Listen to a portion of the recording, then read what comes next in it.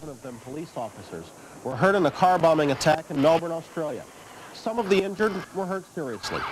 Police say that even though no one has claimed responsibility for the act, they believe a neo-Nazi group planned and executed the bombings. That group is the focus of an intense investigation today, Thursday, March the 27th, 1986. From NBC News, this is Today with Bryant Gumbel and Jane Pauley. Good morning and welcome to Today on this Thursday morning. John Palmer from the news desk is going to give us more in just a moment on that blast in Australia and also catch us up on the rest of the day's news. And then following news and weather on Close-Up this morning at 7:09, we're going to turn our attention to Central America and talk with Assistant Secretary of State Elliott Abrams about the upcoming Senate vote on aid to the Contra rebels in Nicaragua and about the ongoing conflict in neighboring Honduras. Jane? Some other things coming up this morning. Tom Hanks, who's starring in a yuppie comedy about restoring a house. Comic Jay Leno will look at spring fashions for little kids, and John Denver, who is doing a concert for a benefit for the shuttle crew and who says he'd fly tomorrow. We'll also this morning be profiling baseball star Pedro Guerrero and talking with Julian Lennon.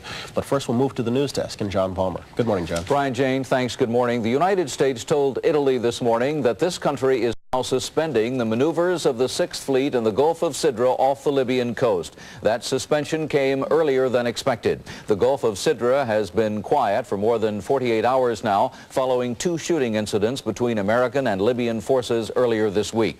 In this country, extra security precautions being taken at many government buildings, airports, and other facilities, that to guard against possible terrorist attacks following Libyan leader Colonel Gaddafi's vow to get revenge for the U.S. military action in the Gulf of Sidra. James Polk has the story. Guards are using dogs to check every 10th car entering this naval station near Mobile, Alabama. At Kennedy Airport, Customs is keeping a closer eye on who comes into the country. Is this panic or precaution? After all, these terrorists never have launched an attack on American soil. What we have to do is ensure that none of them come. And up until now, I say that we've done it with a lot of expertise and a little bit of luck on top of that. The FBI runs anti-terrorism efforts from this command center in Washington. It has computer video maps of the hallways and offices inside federal buildings in case of a terrorist takeover. The FBI's Special Hurt Team already has been used in the roundup of these Cuban-backed revolutionaries in Puerto Rico last summer. But like the Chilean car bombing of a former defense minister in Washington, most foreign attacks in this country have been aimed at foreign targets here. American institutions, like the bombing of the Capitol, usually have been traced to American radical groups.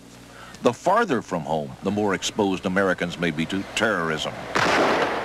The threat may be something Americans will have to learn to live with. James Polk, NBC News, Washington. In Melbourne, Australia this morning, as Bryant reported, officials are still assessing the damage and injuries from that series of explosions. Nearly 24 people, including 11 police officers, injured in the car bomb explosion outside police headquarters in Melbourne. Within a 10-minute period, there were 6 smaller explosions. Many of the injured were cut by flying glass. Others were badly burned. Police are seeking members of a local neo-Nazi group for questioning in connection with that attack. Israeli warplanes were in the skies over southern Lebanon this morning, pounding suspected targets in a Palestinian refugee camp. This in a